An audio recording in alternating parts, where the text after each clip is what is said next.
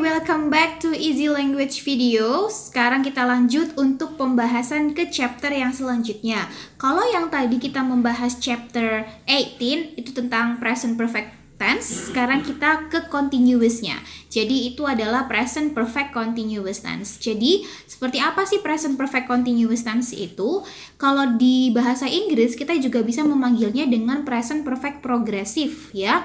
Itu adalah bentuk tenses yang digunakan untuk menjelaskan suatu kejadian atau aktivitas yang sudah terjadi di masa yang lampau dan masih terjadi atau berlanjut di masa sekarang.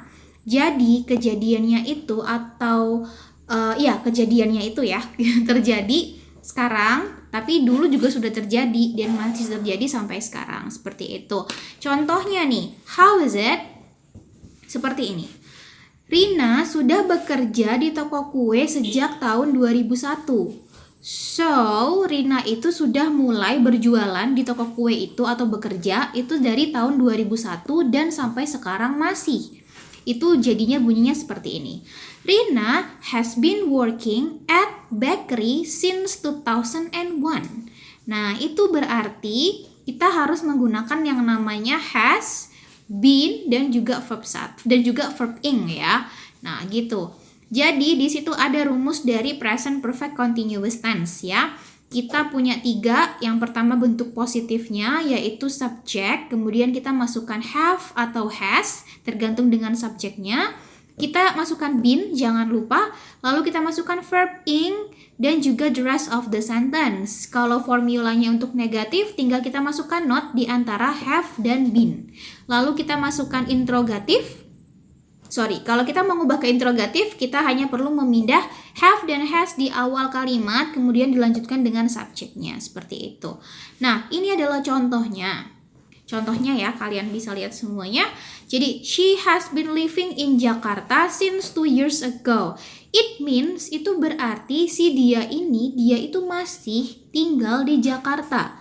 Dari 2 tahun yang lalu sampai dengan sekarang. Jadi dia masih tinggal di Jakarta itu dari dulu, sekarang juga masih.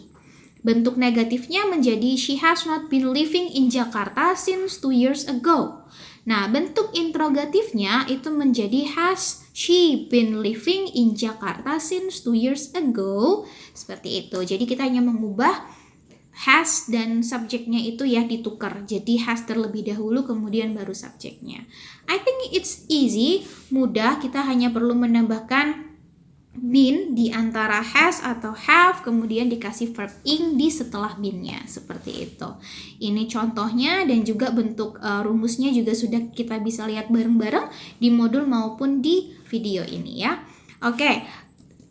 Nah, di sini selain juga tentang present perfect continuous tense-nya, kita juga akan membahas sedikit tentang time signal-nya.